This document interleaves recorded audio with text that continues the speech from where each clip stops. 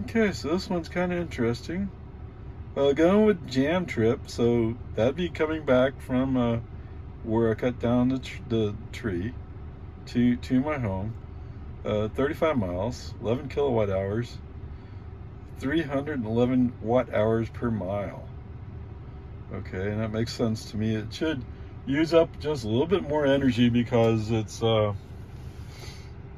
there's branches sticking up into the air, so there's more wind resistance. But there you go. I mean, who said I couldn't pull a trailer?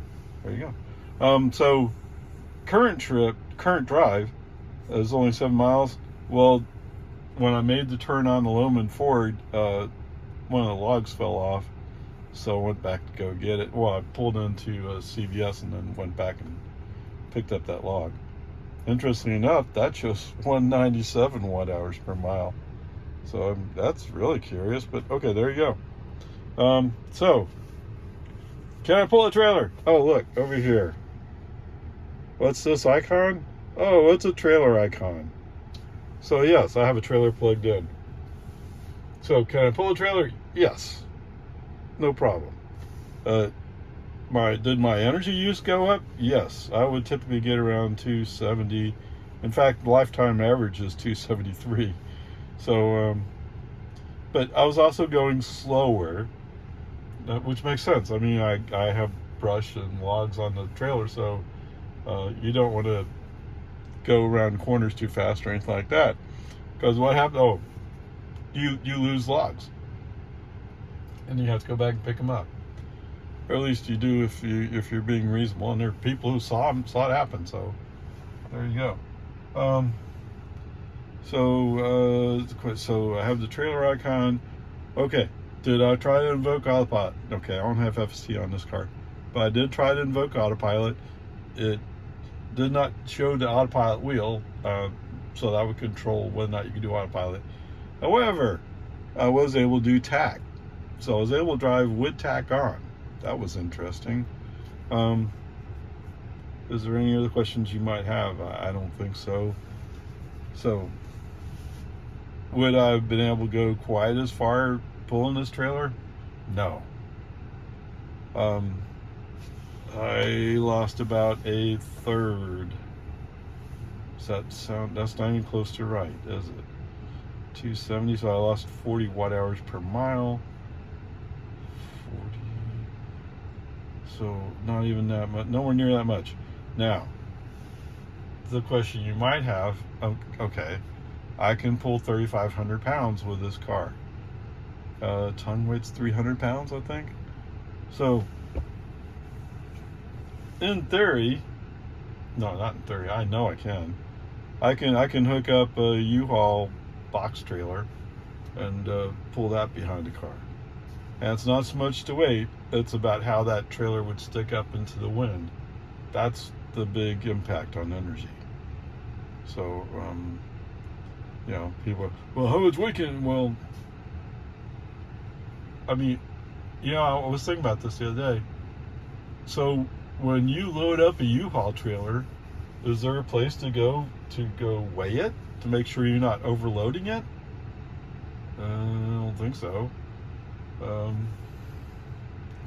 The closest I've come to that is the old tried and true of, well, do the tires look kind of sad because there's too much weight on them?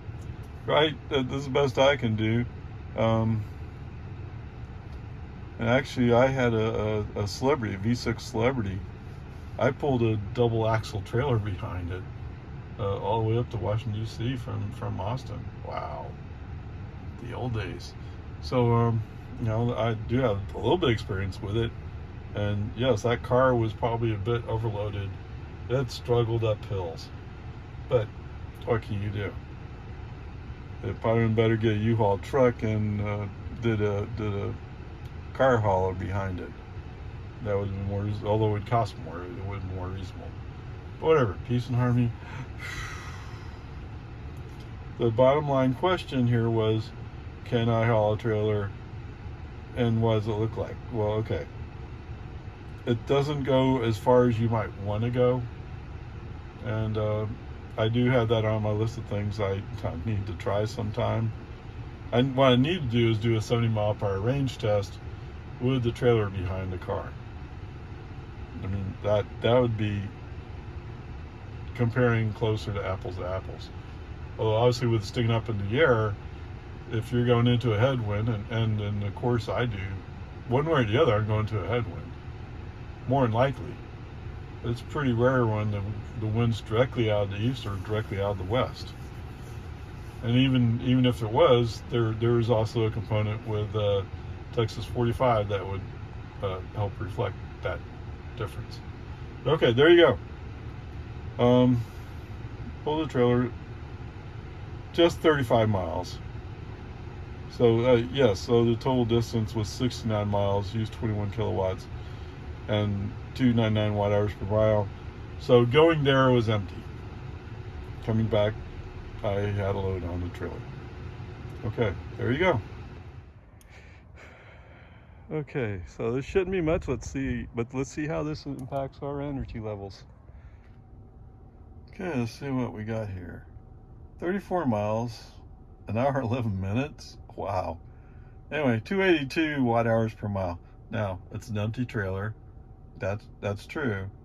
But I've just pulled an empty trailer, 34 miles.